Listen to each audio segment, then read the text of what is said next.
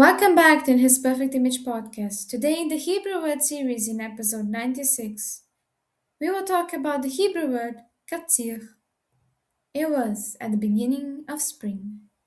Adonai had visited and blessed Israel abundantly that year. Among the most blessed was Boaz, walking amid his vast fields of barley, observing his workers diligently harvesting his grain. His eyes observed the steady, forward, efficient movement. Suddenly his eyes caught something at the edge of his vision. Quickly he moved his head and saw something beautiful, or rather, someone beautiful. Unbeknown to him, he saw his future bride, Ruth. We all know of the beautiful story of Ruth and Boaz. At the beginning of spring, Ruth and Naomi returned back to Bethlehem.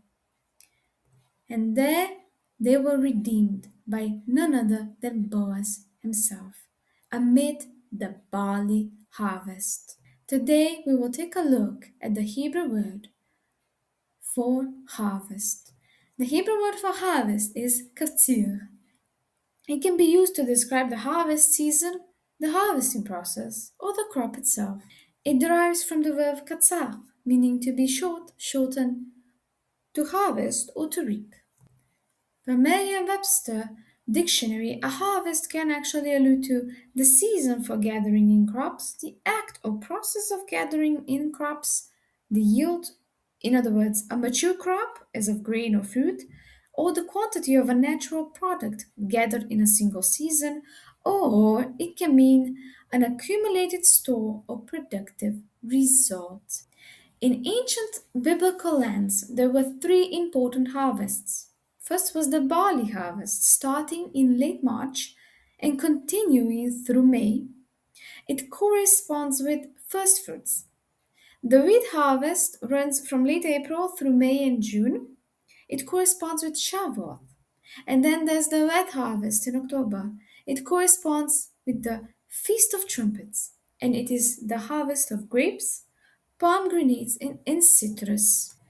But the book Lost in Translation, Volume 3, the Book of Revelation, Two Brides, Two Destinies by authors John Klein and Adam Spears and Michael Christopher, alongside the groom and his father, there will be three separate groups of people who will partake in the wedding feast of the Lamb.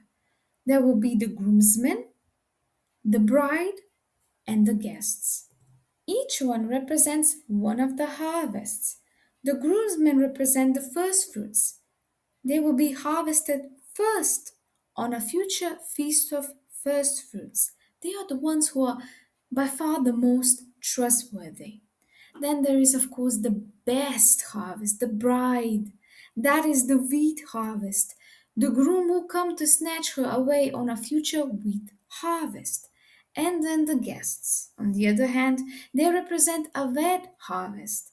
And per the authors, they will have to endure the full 7 final years.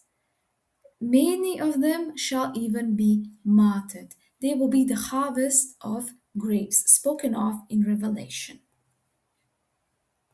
Each one of these groups will be partakers of the wedding feast of the Lamb, which will occur on a future feast of trumpets. That will be all for today. You're free to come to the blog to read more. Until next time, I wish you shalom.